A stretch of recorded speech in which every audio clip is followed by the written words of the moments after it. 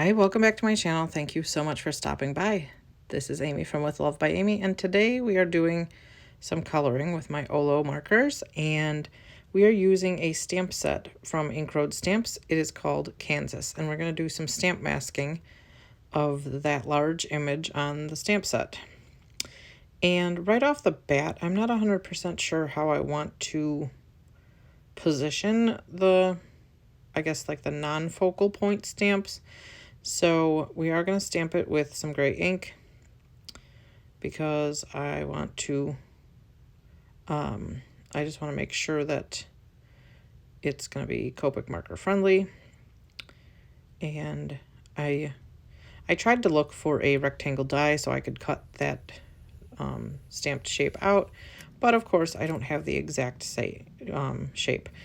So we're just messing around here, and I do actually end up going through a couple of different versions of this before I decide which one I like. So yeah, this stamp was brand new when I started stamping with it, so I did condition it with my awesome trusty $100 bill eraser so that it could take the ink nicely. And I'm going to stamp the center stamp first and then stamp the upper and the lower, because I'm going to mask off the center one before I do the upper and lower. And like I said, I end up going through a couple versions of this till I decide how I like it, because I had seen someone do something similar to this and I did not apparently save their work, and I have zero clue who it was. So if whoever did a card similar to this with this same stamp set sees this video, let me know, because I will very gladly give you credit, because I definitely saw someone do this, and I hunted for a long time and I couldn't find it again. So I have no idea how similar mine actually is, because it was months ago that I saw it. So yeah, we're going to use Olos, and we're going to use a few Copics that I have, and we're going to start out by coloring the walkway. And of course, it's, Wizard of Oz inspired, so it has to be the yellow brick road. And I did use two colors, like the only two yellow markers I have that are slightly similar, to try to give it a little bit of texture and look like, the brick, cobblestone, whatever it is, yellow brick road that it is in the movie. And so that's what I'm doing here, just making little marks with each color so that I can kind of give it a little variety, since the stamp doesn't exactly have like whole brick marks and stuff everywhere. So that's what I'm doing. And I did speed this up a whole bunch because I didn't realize how long it took me to color all this, even though I'm not the best at coloring. So, yes, I didn't realize how long it takes me to color things. But in the end, I really did end up liking the results. So that's, props to me, I guess.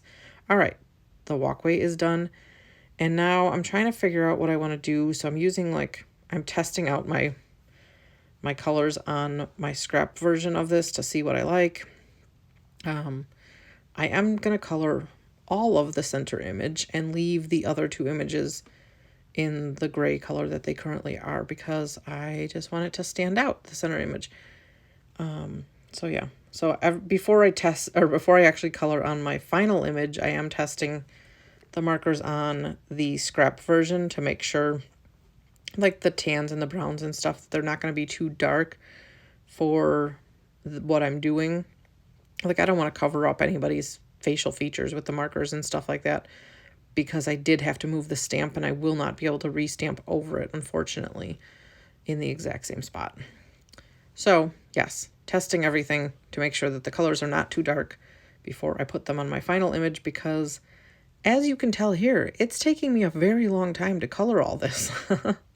I was shocked with I knew it took a long time because it was a decent sized image for me to color, but I was shocked when I put all the footage together and I was like, oh my gosh, this is so much. I think that, yeah, I don't know. I was definitely thrilled with how it turned out, but when I get to doing the Tin Man, you'll see that I end up not using a gray marker because I wanted to make him look a little sparkly. So I ended up using a silver Jelly Roll pen on him. And yeah, it turned out really cool. I love it. But I was afraid. I was like, oh no, is this going to dry? Is this going to look good? Or is it going to be stupid? And it turned out really cool.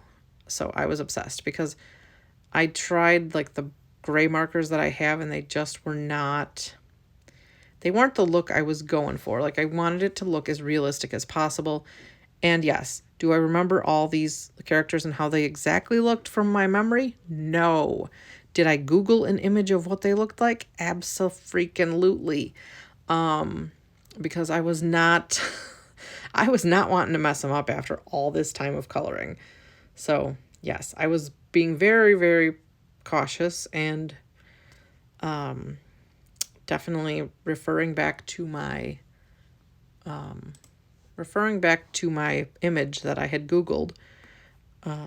And let me know in the comments below, how do you think I did with coloring the characters to make them look as close to the movie as possible.